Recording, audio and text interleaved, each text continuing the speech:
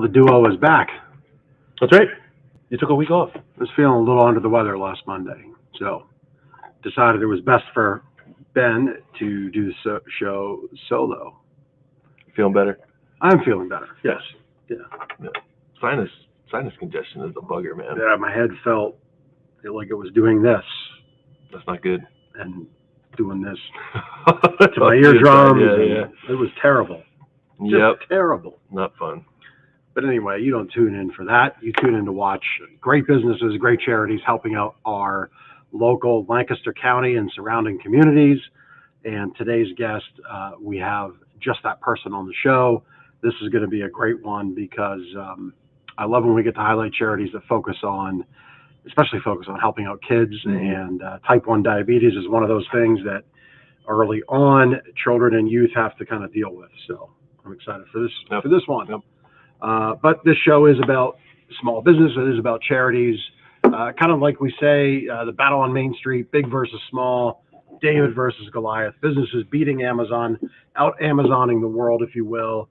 And the charities that we also highlight are doing the same to really help our local community do better and be better. So we're happy that you're here for another episode of Lancaster Connects, 53 or 4 now. 54. 54. There we go. Yeah. It's always fun. Our friends from Natural Awakenings just shared. Natural Awakenings is a natural publication that highlights all things natural in central Pennsylvania and even Berks County. And I saw they shared our show and asked their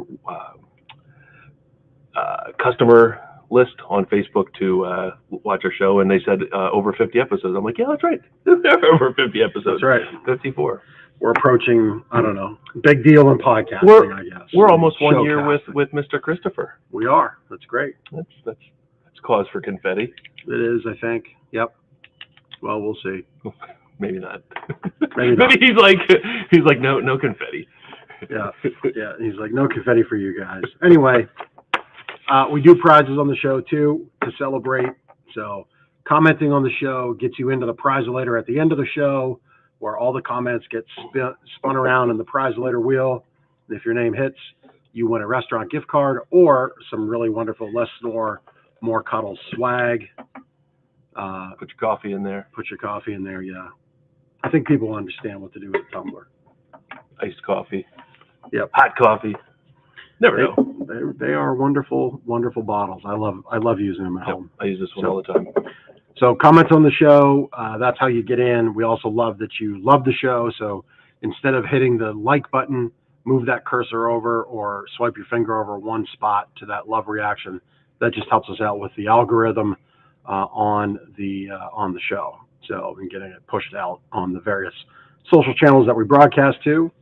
Which are Facebook. Well, I was going to throw that to you, but okay. I figured I'd steal it. You would fail journalism. I would. Broadcasting school. You just step all over the rules. That's why I sell mattresses. I was just ready to throw it to you, and you're like, nope, take it back. Like you just totally hot potato to throw. YouTube. That YouTube link is bouncing down there. You can watch it on the Lancaster Connects and the Gardener's Mattress and More YouTube channels. I think YouTube is like taking over the world. I've noticed that my kids, maybe this is the same with your kids, they watch everything that they watch now is on YouTube. Oh yeah. Like it used to be Netflix and Hulu or whatever, their shows. Like Julian watches Minecraft videos. Oh yeah. That's it's the weirdest thing. Uh-huh. He's never played Minecraft. He knows what it is, and he has friends who have Minecraft. And he's played some similar games on other devices. But yeah, he watches these people play Minecraft and build all kinds of crazy things on Minecraft and show you what you can do, and they're talking over it and they think they're hilarious. But yeah, he watches YouTube now. Yep. Which I know is scary, but he's for now watching Minecraft videos. Yep. My boys do the same thing. Yeah, and Amelia watches some sort of crafter girl. I don't know. She's funny. Hashtag crafter girl. Crafter girl. Maybe that's a thing. But I bet you it is. We're a thing on YouTube. There we go. Hey, Pop's putting a message in there. Yes. He's watching. Yep. Thank you, Mr. McClure. Yep. Shout out to Mom. I gave Mom a Less Snore, More Cuddle mug yesterday. A hydro flask. This is the mug. Okay, 'cause words are tough sometimes. Tumbler. Yeah. So she was surprised Mug by it. has a handle. My father said, "Hey, Mom wants one of those." I guess she had said something to him, but she didn't say something to me. So she was confused as to why I was giving her one of these. But she's like, "Who told you?" I was like, "Well, I don't know. Some little birdie told me." But we are also on Facebook. That's probably where he's watching. In fact, I can see that little Facebook icon there. Yep. Comment on Facebook. Watch us on Facebook, Lancaster Connects channel, and Gardener's Mattress and More channel, and of course, all of the various podcast networks. If you're driving your vehicle and like to listen to us. That's right. That's right. That was a long time to explain where you could watch the show. Try to make things interesting here. There's also a phrase in broadcasting called landing the airplane. At any rate, we're just going to go straight into it. We're going to welcome our guest to the show, Lee Salsbury from the Juvenile Diabetes Research Foundation. Lee, welcome to the show. Yeah. We really appreciate you being here. Sorry, hopefully we didn't scare you away with our open, which is sometimes. You don't have to include yourself in that. You can say, "Hope Ben didn't scare you away." That's fine. I mean, it's cool. Whatever. Yeah, but yeah. Hey, listen. Welcome to the show. Really appreciate you coming on. I know it was a little bit of short notice. We kind of put this together late last week, but appreciate your time. So introduce yourself to our watchers and listeners, who you are, and which regions you help cover for Juvenile Diabetes Research Foundation. Sure. Well, thank you for having me. It's great. It's a good opportunity. Again, my name's Lee Salsbury, and I work with JDRF. I'm in the central PA area, but our chapter covers western and central PA. So it does go out to Pittsburgh, up to Erie, and then State College down through central PA. So I'm located in Lancaster, and that's the area that I do represent for them. Cool. Great. Looks like you have a fellow Penn Manor fan on the line with us. Jonna Hoover Green. Is that Yeah. name you recognize, I guess? Yeah, awesome. Jonna's a big fan. Well, I guess Jonna's like a groupie. She's a Lancaster Connects groupie. Yeah. Super fan. Super fan. Yeah, I went to school with her and her brothers. Okay. Nice. That's cool. That's neat. Nice. That's neat. Is that Judah? No. Oh gosh, you're talking years. Okay. I don't remember everybody. We don't have to say how many years or anything like that. Yeah, no, we won't go down that road. We'll just move on to the next question. So how did the JDRF get started? Tell us about it. So they started small. It was basically like two families, two mothers that had children with type 1 diabetes back in 1970. And they decided they were going to do something. And the one family was in Philadelphia and the other in New York. They connected. They started, I guess they would have cocktail parties, that kind of stuff to raise funds, because they were told if you can get some money and some funding, hopefully one day we'll be able to cure it. So that's how it started, fairly locally, and now it's international. Wow. So it's a great way for, families to connect that are affected by type 1. We've had a number of obviously nonprofits and charitable organizations, and they all have to obviously start somewhere, right? Yeah. It starts with a need and somebody who has that need, whether it's a family member or themselves or whatnot, taking action and with the desire to help others that are going through the same thing. It's really cool. Yeah, I guess I always kind of thought of a large, global organization like JDRF as being, I don't know, I guess just kind of started by, hospitals or pharmaceutical companies. I just wasn't sure, but that's very neat to hear. It just kind of hit me different. Mm-hmm. I mean, it's motivating to read, that's for sure, and to understand. And that's part of the reason why I'm here. With my son being diagnosed, he was diagnosed at 3, and that was 3.5 years ago. And JDRF reached out to us shortly after diagnosis, and you feel really lost and kind of thrown in the deep end with it because it's overnight, like nothing. There's no pre-warning to it. It just kind of appears.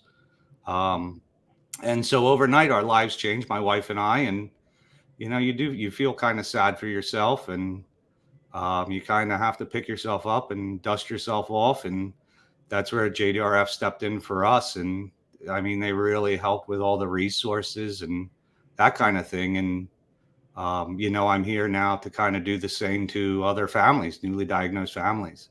It's a Yeah. lot. So, go ahead. All right. So walk us through, we're going a little bit off script here, but so walk us through, your son was diagnosed with type 1 diabetes. Walk our listeners through who may not know exactly what that is. You kind of said it was overnight. Yeah. Walk us through that. So, type 1 diabetes it's an autoimmune disease, and it basically, the cells that your beta cells in your pancreas, they turn on each other, and the beta cells produce insulin. And so what happens is your immune system attacks those cells, so your body no longer produces insulin, which you need to break down sugars, and so those sugars build up in somebody's body who's a type 1 diabetic, and it does a lot of damage, especially undiagnosed. We were fortunate; we picked it up early. We spotted the signs. My wife did. She spotted the signs, and we were at the doctor's, and it's overnight. We went to the doctor's one day, and they said, "You're going to Hershey Medical Center," and we said, "When?" And they said, "Now." We went up. We were admitted. Oh, wow. The next day, you go into a class where they teach you how to administer insulin with a shot, to count carbs, and you get sent home. And so you're really overwhelmed. It's a lot, but people get through it, and that's you need support. You need community support, and not just from that type of thing, but shows like your show now, hopefully is out there, spreading the word. There's a lot of people that you don't realize are type 1 diabetic, and a lot of them are kids. Ours happened at Thanksgiving, and it was a week we noticed it. So what were those signs, if you don't mind sharing? I mean, I'm asking for a little more personal approach, but is there, and share as much or as little as you like, that you're comfortable with, because it's your own child. Sure. But are there then more other, if you're not comfortable, just share other symptoms people can look for, other signs? Sure. The biggest ones are, going to the bathroom. Our signs that we picked up that my wife and I noticed was our son was potty trained at 2, which was like miraculous, and all of a sudden he couldn't make it through a 2-hour nap without, going to the bathroom. He was drinking constantly. He had sharp stomach pains. But the bathroom was the dead giveaway, because it was something he's never done. And so we took him in, and they did a finger prick and sent us away, up to Hershey Med. And it doesn't run in, it didn't run in our family. It's out of nowhere. It's like somebody kicks the legs out from underneath of you. Yeah. It's a challenge, especially with a young child. But now people are being diagnosed. You can be diagnosed in your teens, young adults. We've met people that have been diagnosed with type 1, in their 40s. Wow. Okay. So, and it's becoming more and more prevalent. So the JDRF, how did they step in, and when did they step in your process? So right at the beginning, if you're a child, there's other ones, but in our instance, at the hospital that night, we got a bear. His name was Rufus. It's the Bag of Hope, and it's got information. JDRF sends that out into hospitals, newly diagnosed families, and so what that does, it does give you some information, but it introduces you to JDRF, and within the JDRF, there's a community of people going through the same situation, that can point you in the right direction. Now, JDRF has that, and then they also fund a lot of research, technology. Our son now, instead of giving him shots, he wears 2 devices that are like stickers. He has one, it's an insulin pump. It's wireless, or tubeless, I should say. and then he wears another one that is a glucose monitor. So I can, on my cell phone, I can see his number at all times. Oh, wow. And so part of that technology, though, that is in there is his pump now reads off of his it's called a CGM, a continual glucose monitor. So if his blood sugars are going high, it'll kick in and give him insulin. It acts like an artificial pancreas. And that's brand new. So this stuff is coming out, but the thought of, if you have young kids, like, one, you have to give them a shot, which nobody wants to do.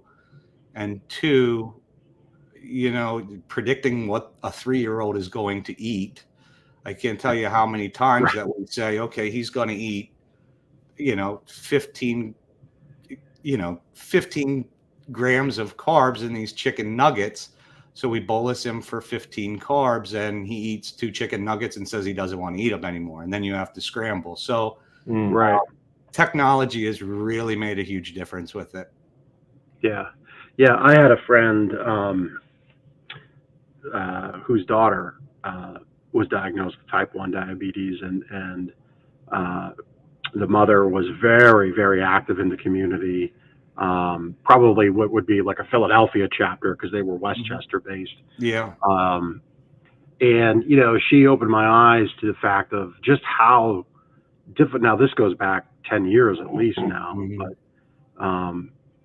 because they've since moved out of the area, and obviously the daughter's grown up and is on her own. But yeah, as a child, I mean, type 1 diabetes is one of those diseases that really, I mean, any disease really stinks, but like you just said, it's hard to predict eating, the holidays, birthdays, birthday cake, Halloween candy, Christmas cookies, Yeah. all of that presents something to manage, right? So let's kind of dig in. You said there's the bag of hope, there's the teddy bear, and then there's the community. So like, what kind of community has JDRF made and create and foster? So the type 1 community is a very, very passionate community. Like you said, the mother of the child that you knew, she was very involved. You see that with the type 1 community in the JDRF. They connect you to, Facebook groups, to we do at JDRF, we do summits, we do all kinds of different community outreach programs. And then we do a lot of fundraising too, with like galas and that kind of thing. We have national partners, we have local partners. And then we do some big events. The one big event that we have coming up in the fall is the walk. And that's solely about the kids. The kids families create walk teams, or organizations will create walk teams, and the kids go out. This year it's in Harrisburg, it's at Adams Rickey Park in October, and we'll have probably between 500 to 1,000 people walk. Right now we have close to 40 teams registered. And those teams can be anywhere from 70 people to one person that walk. But that day is all about the kids. And when you go to those events, you see why you do it. Yeah, yeah. Yeah, I mean, I know my wife has MS, so we do the annual MS walk, and we have done that for 21 years now. I remember the first time we definitely had that feeling of hopelessness, because the closest one was about an hour away from where we live. And I mean, even going back 20 years, MS was a disease that was still kind of somewhat new. You talked about shots. I mean, we did a shot where the syringe was, 2 to 2.25 inches, because it was a deep muscle tissue shot. So it's really great that you have that community. So for people that, are dealing with diabetes, but is it possible that people are dealing with diabetes but haven't checked in or gotten connected with JDRF? Yeah, we see it more and more. We try to connect immediately with the families. And we talked about the bag of hope. There's also, you have teenagers and young adults getting diagnosed as well. We have a teen kit and an adult kit that goes out. You can order. You can go right online if you haven't gotten it with JDRF.org.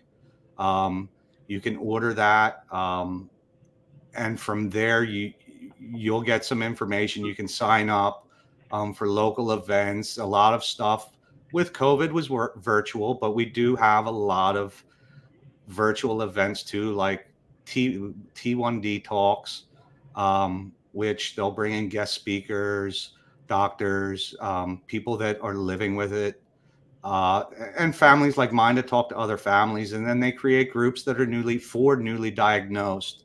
And you see them, and a mother gets on, and, I can remember there was a mother who immediately, when they asked how long your family was diagnosed, and she said, the prior day. So it was one day in for her.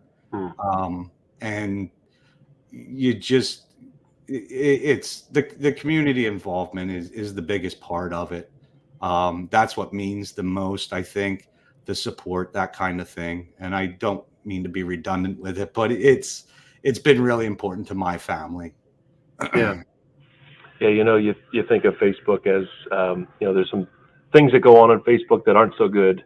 Sure. But, when you talk about creating a community, it's really easy to create a community wrapped around this sort of diagnosis and foundation, to provide help and to be able to immediately connect with people that are, just like yourself, going through the same thing. I got to think that that's very, very powerful. So not all of Facebook is bad, I guess. Yeah. You referenced getting this kit. Is there a cost for that kit? No, there's no cost. It gets sent out. You can just go on and request it on the website. It comes there. Each is a little different. It's geared towards, the Bag of Hope is for kids, younger kids. Mm-hmm. And then there's a teen kit, and then the adult kit. They have some books, some information, general information, and all the resources are out there. That's kind of what JDRF does, is it raises money, but we gather resources and we get them in the hands of the people that need it. Because like you said, there's some families out there that don't know.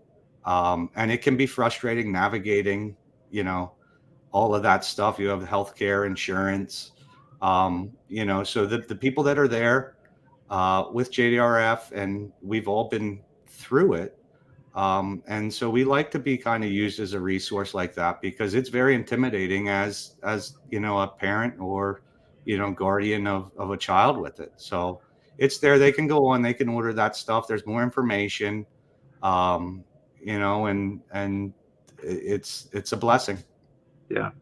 And just so we're clear for people listening to this, because they might catch this episode on a podcast player, you can go to jdrf.org / Central West.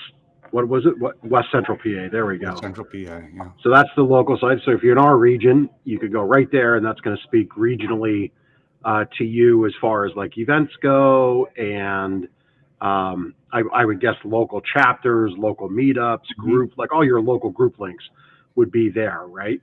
Sure. Yeah. Yep. And then the events are posted there. And then some of the other stuff too that we get parents that want to advocate for us, and advocacy is a huge one. We have a presence in Washington, our local governments, and it's solely, volunteers that do it. My wife does that. She sits on the board of our local chapter, and they talk with all the local government representatives to make sure, that we're heard, and we need to, address it, because insulin is not cheap, as an adult. And I see a lot of adults that necessarily can't, afford to use it properly, or they reuse some of their stuff. So yeah, it's all, it's there. You can be part of it any way that you want to be. But it's great. I would recommend that, people, if they're out there and they aren't in touch and they are type 1 or know somebody or living with somebody with type 1, to check it out. It's Juvenile Diabetes Research Foundation, but again, there's stuff for adults too in there. Yeah. Yeah, you mentioned earlier, I think, insurance, and then of course the financial aspect of the insulin itself. How does JDRF help with that? Like if somebody needs financial assistance, they Um, make a connection. we advocate for affordable insulin. That's one of our high priority for us. A lot of that funding goes through the government. So that's advocating, just keep pressure. That's the biggest thing. The JDRF it's a nonprofit, so we're not, hands are tied to do certain things, but they are. But it's people don't think that they can make a difference just by one person, but the entire foundation was started with two, and it's Yeah. huge. It's international now, so Yeah. your voice can be heard, and you'd be surprised how many people you talk to that know a type 1. I knew nothing of it until my son was diagnosed, and I had friends that were type 1s that I never knew. So we see them all over the place. You go out to the grocery store and you see them. My son picks them up. He's 6 and he sees them wearing a thing on their arm, and he's like, I got. So we go over and we talk to him. Yeah. You That's know, great for your son. So on that note, I mean, obviously, well, not obviously, maybe you're tuning in later in the show or you missed it, but so this is an autoimmune disease. This isn't like smoking 2 packs of cigarettes a day and you contract lung cancer. This is, you got the bad hand dealt to you yeah. genetically. So this isn't just about the patient. Like patients succeed and live life uh, really when there's a holistic support, right? So the family, and then on top of the family, then you have community, and then you have JDRF fostering that community, helping the families, which helps the patient. So can you kind of expand on that a little bit about how type 1 diabetics really can succeed? Like, what's that recipe look like? Sure. I mean, I'll speak from my personal experience because each one is different. When my son was diagnosed, as a father, you want your kids to have every chance that everybody else has. You don't want them step back. And at the point that it happened, it was a blow to the family. We took it really hard. Our son Will didn't do anything to deserve it. He didn't do anything to cause it. It just appeared. So we want, as my wife and I, we want to give him every opportunity we can, so that he can eat anything that he wants. He can do. We just have to give him the proper amount of insulin. So as parents, we act as his pancreas. He really has no limitations. In fact, he's out swimming today at the pool Oh, with good his, for him. his cousins and that. But that's the biggest fear. You don't want your child to feel like they're at a disadvantage. And when you step back and look at it, Will's 6, and he's very responsible. I would have never thought it. He doesn't go off and sneak to eat stuff. He'll just come out and say, "Can I have this Reese's peanut butter cup?" And we look at his number and you go for it, buddy. Like, you just let us know what you're eating and we'll get you the proper insulin for it. And then as he gets older, he'll be able to do it himself. And then diet's a big one. Like you or I, it's all based on carbs. So we could, as an adult or, even a teen, you could eat chicken, broccoli, any way you want, and not eat that many carbs. As a kid, does eat broccoli, but it's chicken nuggets, mac and cheese, that kind of stuff. Right. So, he really has no limitations. His body weight, he's a normal kid. He's 6. He's, 40, 50 pounds. When he goes to the summer program, the park program in the day, he runs all day. So we hardly give him any insulin because he is just so active. Right. And then we have a little supply bag for him when his sugar numbers go low. That can be really scary and dangerous.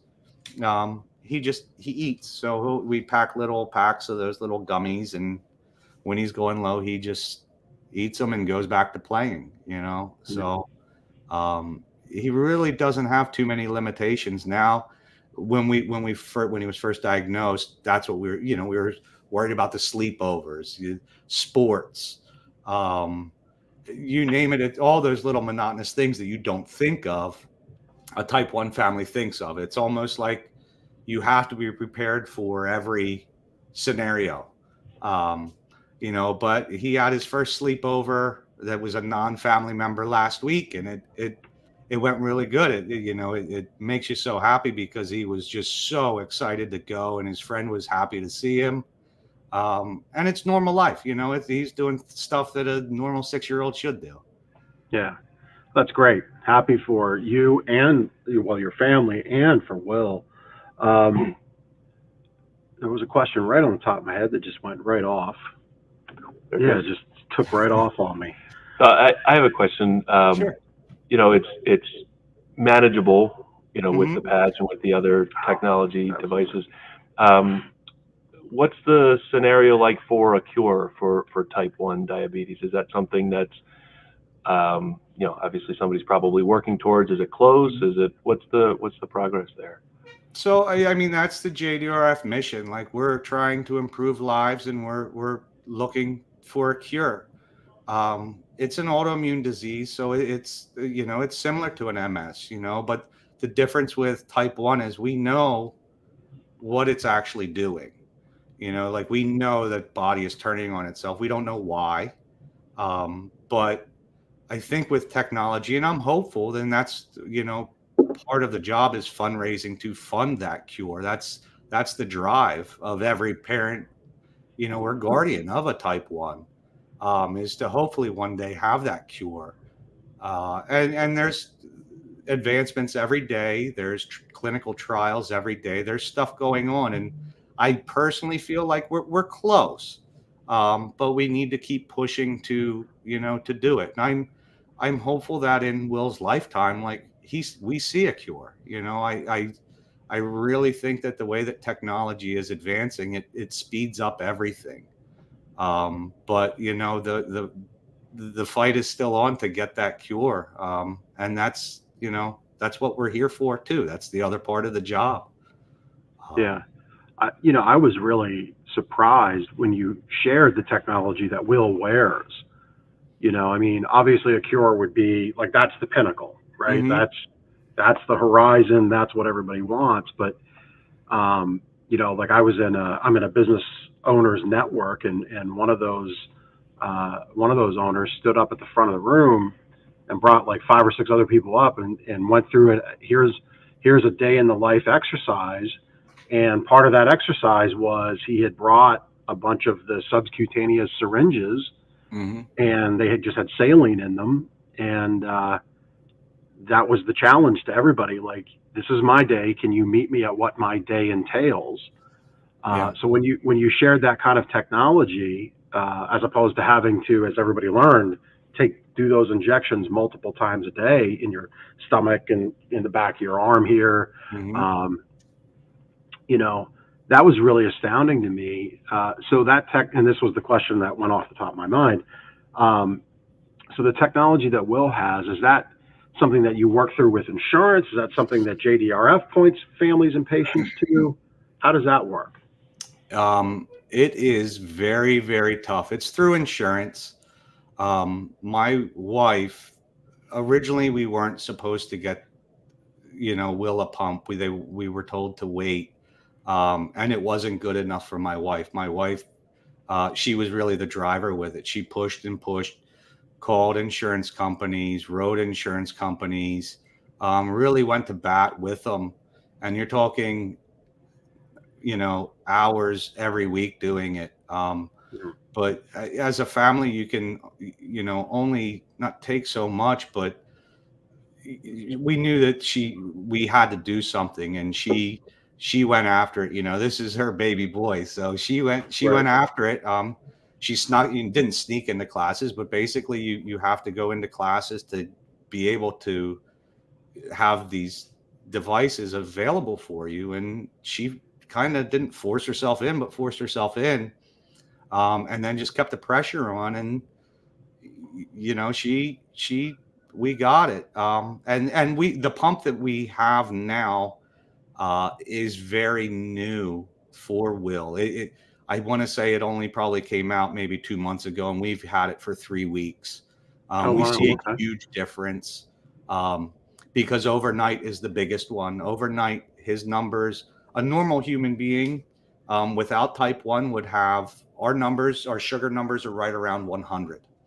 And when you eat, they go up and your body produces insulin and puts those numbers back to 100. Um, Will's body can't manage that, so we have to do that. Overnight, his numbers would go up to 400 and above. And we would wake up every 2 hours for the past 3 years in the middle of the night to give him insulin to keep those numbers down. And from the start of using this pump now, the nights are the biggest change with it because we wake up and his numbers are right at 100. So Yeah. when he's going high, it kicks in, gives him insulin, and as he's going low, it shuts off, no insulin. So it's been a drastic change. Now we've pushed for that, and certain insurance companies don't offer it, others do, but there's a process. Like his insulin pump, we had to go through 3 phases of it to get 2 other phases to get to this one. And where we really pushed was to get that second one. And now, we're on to the newest and greatest one. And it's been really good. Yeah. So, Well, I mean, if I understood you right, you and your wife were getting up every 2 hours. I mean, that's not, is that right? You were, every night. Yeah. And it's still habit. You still wake up, I mean, it's kind of that same feeling when you have a baby and the baby finally sleeps through the night the first night and you wake up kind of panicked, like, let's check on the baby. right. That's the feeling every night. Like, and with his monitors though, we have them set so he has a range, and we've had this for the past couple of years that if his blood sugars would go high or low, alarms go off, and you wake up and you can always tell a type 1 diabetic's nightstand because there's candy, there's juices, because when they have those events where they go low, they wake up and have to eat, and it's a constant struggle to do that. But we've done it, and every other family that goes through it is doing the same. Yeah. If you see it's funny because Will can spot, like, if he sees a picture on Facebook of something, we'll have somebody share like what their nightstand looks like. He can tell it looks exactly like mine. Like they have the fruit snacks, little Yep. juice boxes, that kind of stuff. But yeah, I mean, it wears on you. It's the individual is not the only one getting diagnosed. It's the whole family. And our daughter is the same. She's 3 years older than Will. She just turned 10. You don't want her to worry about it. You don't want anybody to worry about it. You want them to be kids. Right. And so it's definitely a challenge. But yeah, I mean, the whole family goes through it. Yeah. So how did you come to be involved with Juvenile Diabetes Research Foundation? So I knew about them when Will was diagnosed, and then earlier this year, COVID kind of stopped everything, worldwide. A lot of stuff stopped. So in Central PA, they needed to hire some people in Central PA for JDRF, and the opportunity came across, and I kind of talked about it with my wife. I didn't think I would be here 6 months ago. I knew who JDRF was, and the opportunity came up, and it was kind of a no-brainer. Like, I get to do what I'm passionate about every day as a job. I get to fight for my son, raise money for my son, but then I also get to raise money for all the other kids and people who are affected by this. And so it's a job with purpose, and it was a no-brainer for me. At my previous job, I loved my previous job, but I discussed it with the owner of that, and he was great. He had 3 boys, and he said, there's nothing I can do. I would do the same. So, here I am, and I love it. Yeah. I mean, that's a moving story. Hearing how you fought for the device for your son to help him, but then also help the family, feel more comfortable and, you know, ultimately live a better life if you're getting Sure. better night's sleep for the family.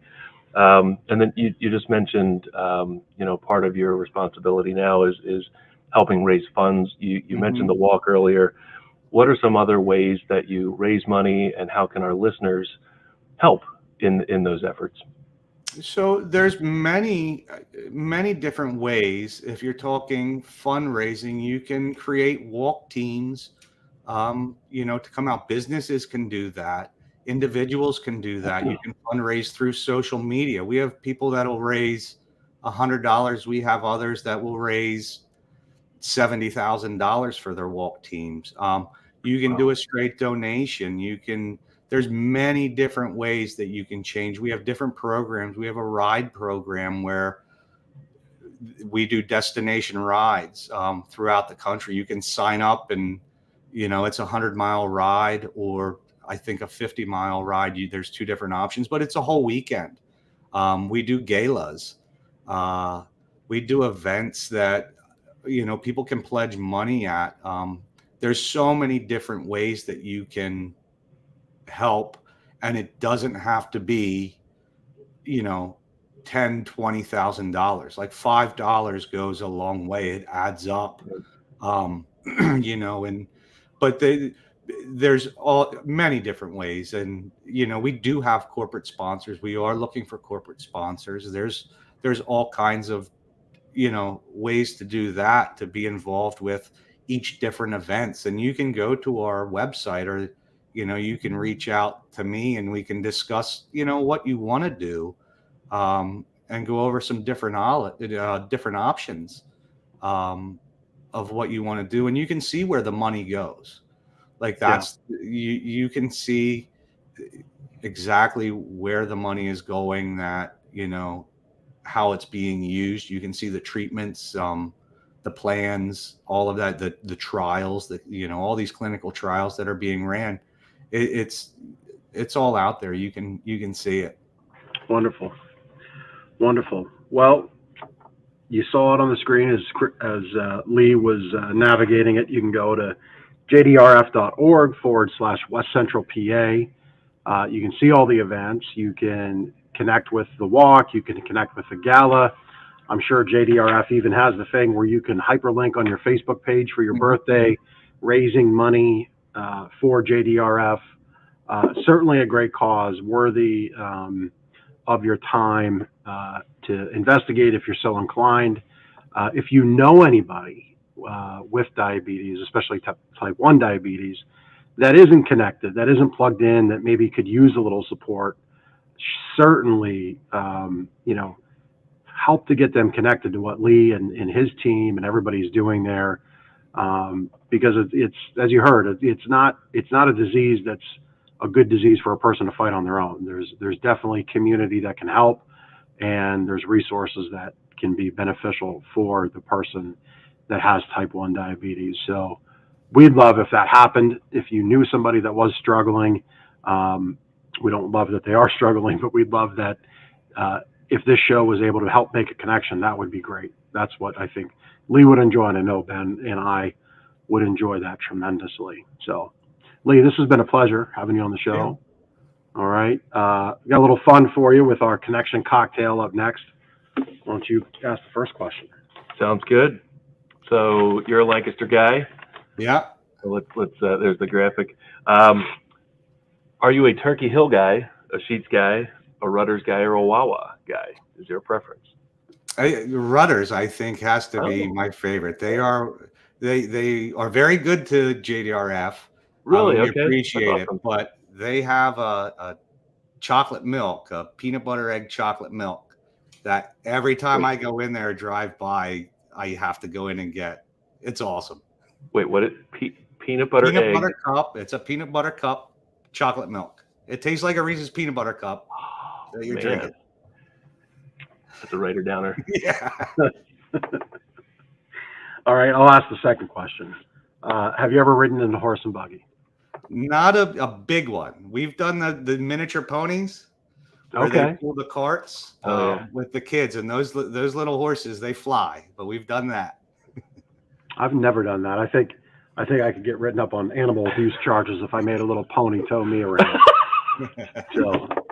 So yeah. There's one that rides near our house. I live near the Lancaster airport, and there's a few Amish farms around there, and we've seen one, and the kids always comment, 'cause it's like such a little horse pulling a cart along. So when you bring people, friends, family from out of town into Lancaster, what part of Lancaster do you impart to them? Like, is there something special about Lancaster that you pass on to your friends and family? Yeah, I mean, Lancaster's so Lancaster is a wonderful place to live. It depends on who the family is. Like, you can be in farmland 5 minutes, and you can be downtown. So it depends. We've done both. Like, we do a lot of stuff in the city, and we'll do some stuff, in the country as well. So I think Lancaster City and Lancaster as a whole, it all depends on which family is coming in and what they want to do. We have ones that want to go out for dinner and drinks. We have other ones that want to go kind of see some farmland and that kind of stuff, see the country. So, So in other words, you can give them the city mouse, country mouse experience. yeah. Yeah. Well, that's what's nice about where we live. Yeah. You got all of it there. Lee, this has been a pleasure. We appreciate thank you. Being on the show, all your efforts for JDRF, and seriously, all the best to you, your wife, and to Will. It seems like he's a little superhero in the making, with that skill to spot out others that are, equally enabled as he is, as I'll call it, with type 1 diabetes. But wish him nothing but the best. I hope he really can keep it in control and eventually one day meet that cure at the goal line. That'd be great to see. Great. Well, hey, I want to thank you for, having me on and giving me a chance to kind of share this with everybody. And, hopefully, even if it's one person out there that, it touches, it's worth it. It's all worth it. So thank you.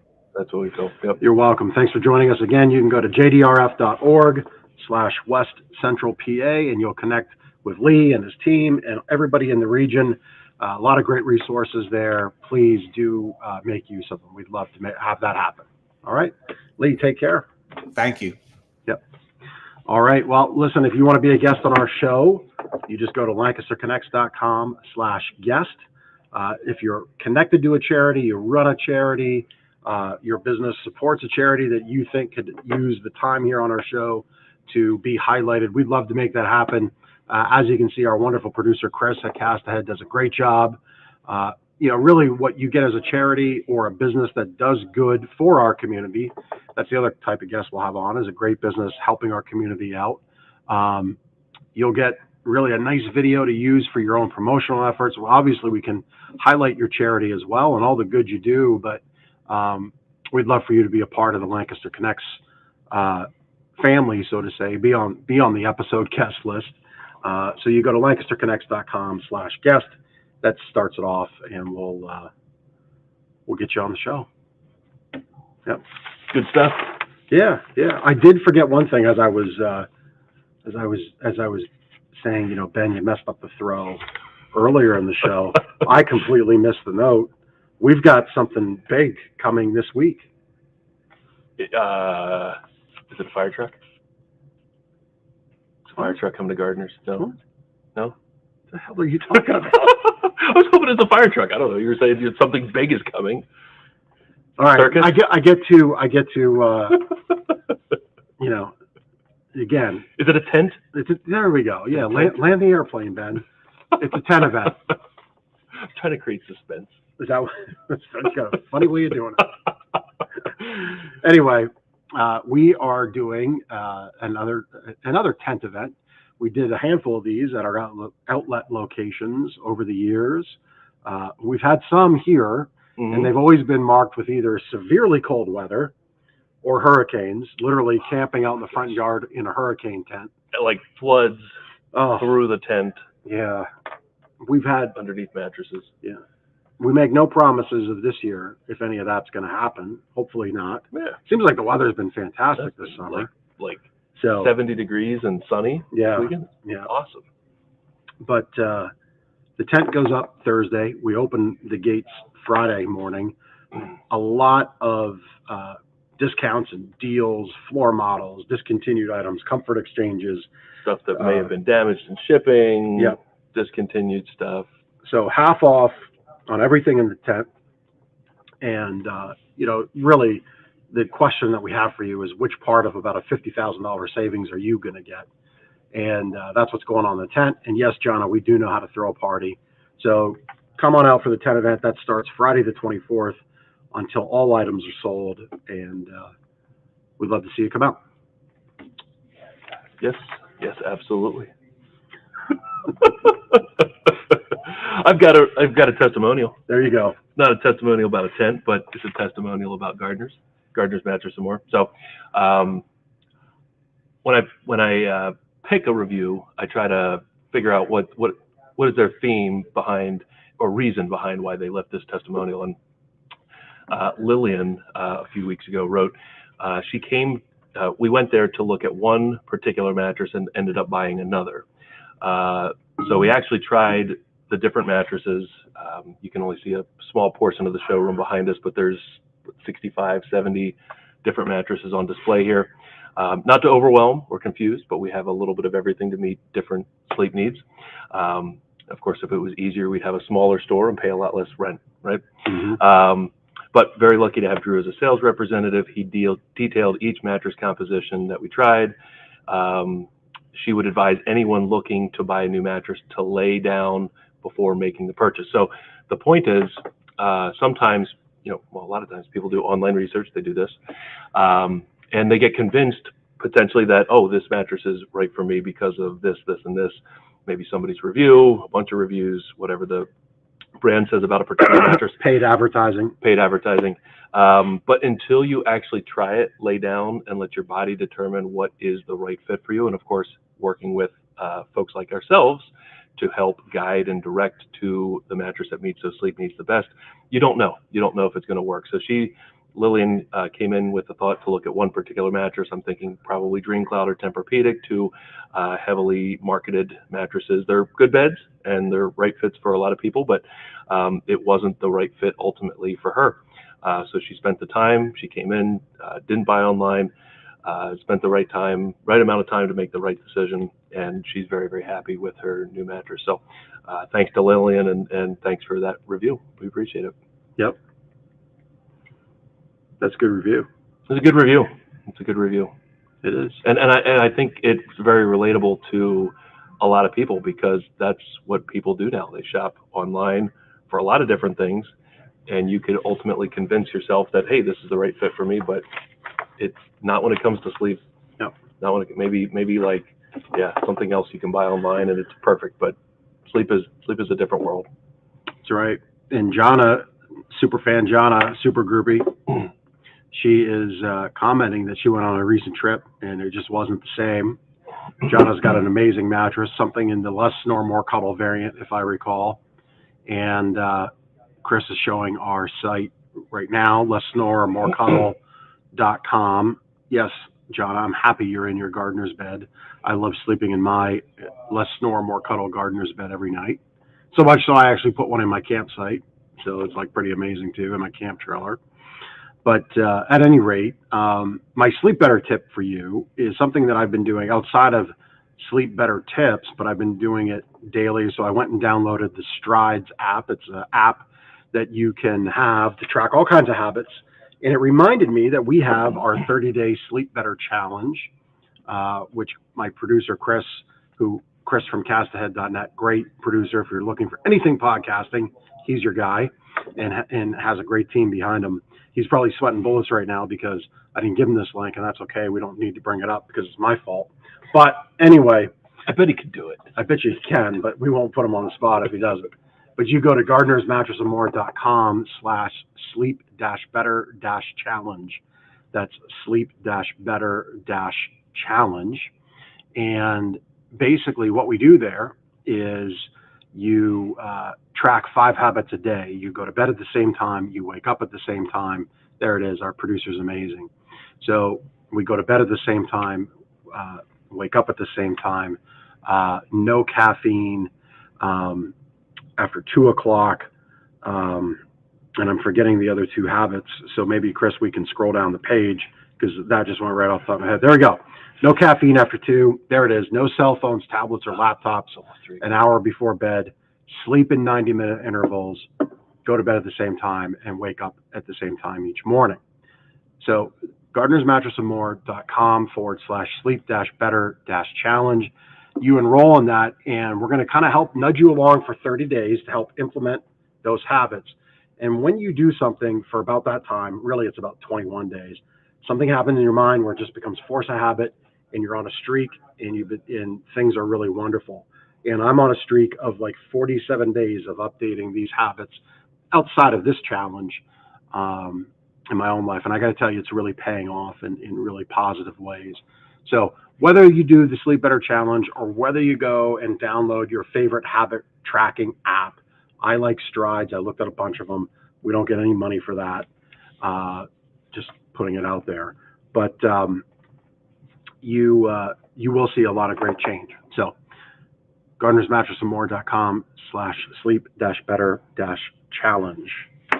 So that's that one. The peanut butter cup chocolate milk is not part of the Sleep Better Challenge. It's not. Oh, man. It's not. Bummer. That's all right. You'll figure it out. You'll bring it in. Yes. Yes.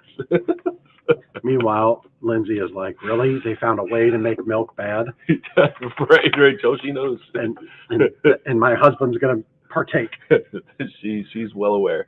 Now, can you dunk the Oreos, the double stuffed Oreos, in the chocolate milk flavored like peanut butter? I thought you were going to say, can you dump the Reese's peanut butter cup in the peanut butter cup? That would be too much. Yeah. That's peanut butter cup overload. But as we wrap up, we got 2 things to update you on. First and foremost, our Roundup to Give Back initiative. So we started this, the thinking was if you purchase a mattress and you're within 10 to 20 bucks of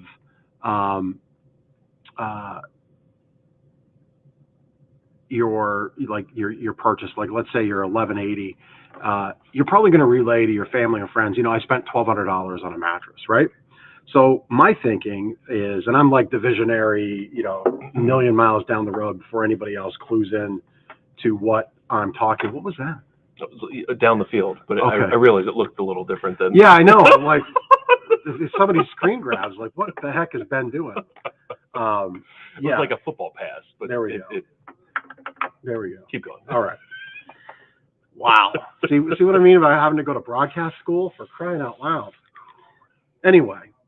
So the thinking was you would relate your purchases $1,200. So I thought, well, why not just make it $1,200, and that 15 bucks or 20 bucks we'll donate to charities. So Roundup to Give Back has evolved into whatever you're happy to donate. We obviously take. We would never turn anybody away.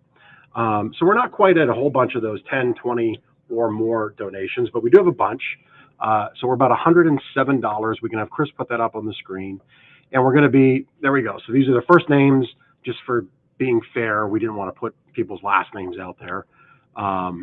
So we're up about $170 thus far. We're about 6 weeks into this. We're going to report out quarterly, and we're going to match that quarterly. And that money our customers donate goes to local food banks. And that we feel we can all get behind, especially right now with food prices the way they are. Food banks, certainly their mission gets constrained a little bit when prices go up. So the money our customers donate, we're going to match 100% and get that to the Hempfield Food Pantry and the E-Town Community Cupboard. All right. So that's our Roundup to Give Back donation. And then this Friday, if you have no plans or you have plans, you might want to reschedule those plans, because this Friday, the 24th, the Milagro Initiative is having their annual fireworks display on the Garber Pond Farm, I believe is it's called, Garber's Pond, and that's 706 Milton Grove Road in Mount Joy. This is a fantastic fireworks display. The Garber family puts this on. They're big benefactors of the Milagro Initiative. Apparently, one of the Garbers just loves to make things go boom, loves to see the explosions, loves to make it bigger, badder, better every year. And I went last year, and it was pretty darn incredible. The photo on the screen is accurate. I would say not photoshopped. Wow. Yeah, I That's mean, impressive then. I mean, maybe altered to bring it to life, but like if you're sitting in that seat, you're seeing that kind of fireworks. It's incredible. That's cool. I mean, I would contend this show, as a private show connected to charity, is better than most community fireworks displays. That's awesome. So it's this Friday, the 24th, from 6 to 10. Everybody is welcome. Just come, find a place to park in and around the area. You're going to have to walk, going to have to deal a little bit with traffic, but it's well worth it. It's a free event. There's food you can buy, ice cream, etc. If you feel compelled to donate, all that money goes to the Milagro Initiative, which helps families in Nicaragua with all kinds of things, from housing to schools. Really great mission that they've got there. All right. Cool event. Yeah. So I think that's near the end of our show. Prize later? Oh yeah. Well, Chris asked a question. Oh, I saw that. Back to Jonna's question.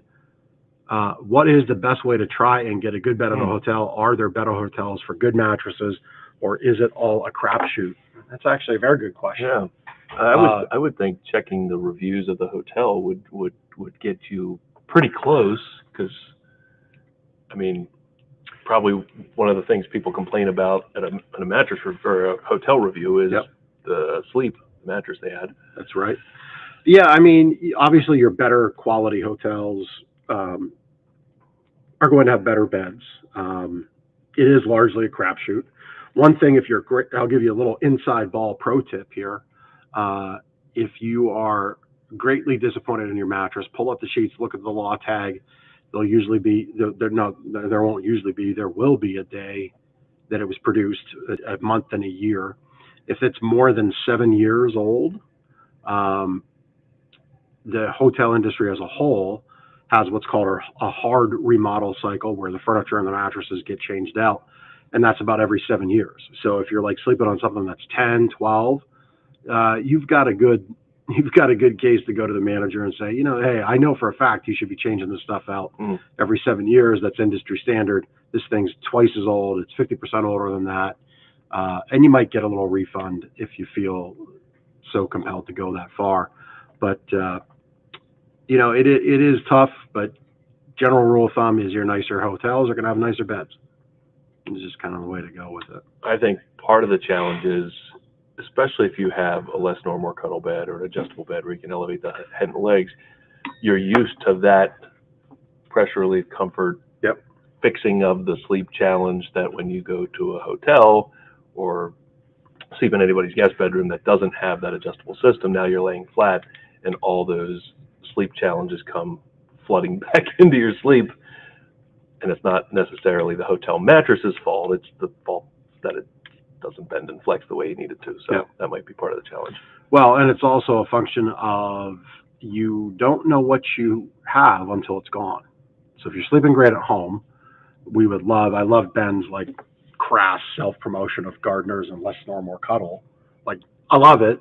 But the reality is, if you love your mattress that you have at home, whether it's from us or not, that's great. That's what counts. But yeah, when you have something great and then you realize you don't have it anymore, that's when you know. Some people don't ever really realize that until they come to us, and then we make them realize it. That was like last week when I didn't have you by my side. More cuddle in their house. What? That was like last week when I didn't have you by my side. That's right. There was no banter. Carry the show. The Ben solo banter is disappointing, to say the least. You said it, not me. No. I know. Anyway, thanks for the question, Chris. We do have the prize later, I guess, to go through, although I think it's going to be slim pickings on this one. That's all right. Chris has never won. Chris has never won, but like, I have to violate. Probably. We're probably supposed to. There you go. We can send them We will send them one of those for sure. Anyway, look, we spin the prize later. You enter the contest by commenting. That's what we can do. Fair is fair. Fair is fair. So there we go. Congratulations, Chris. We will send you your choice of less snore, more cuddle swag. I think that's all the fun we can have for this episode. We'll see you next week on Lancaster Connects. Take care.